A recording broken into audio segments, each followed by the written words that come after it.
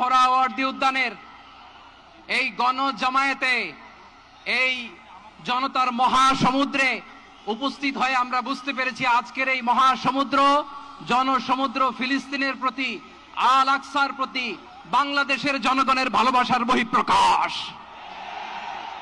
ভৌগোলিকভাবে আমরা ফিলিস্তিন থেকে অনেক দূরে হতে পারি, কিন্তু আজকের এই জনসমুদ্র প্রমাণ করে আমাদের এক একজনের হৃদয়ে বুকের ভেতরে বাস করে এক একটা ফিলিস্তিন।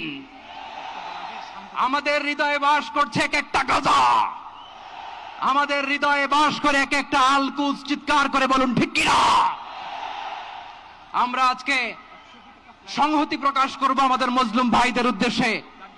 এক আওয়াজে আমাদের কণ্ঠকে উচ্চকিত করে অতিথি থেকে শুরু করে অডিয়েন্সের সবাই আল্লাহু আকবার ধ্বনি দিয়ে সোহরাওয়ার্দী উদ্যানের এই ময়দানকে আমরা কাঁপাতে রাজি আছি না নাই? নারায়ে তাকবীর, নারায়ে তাকবীর।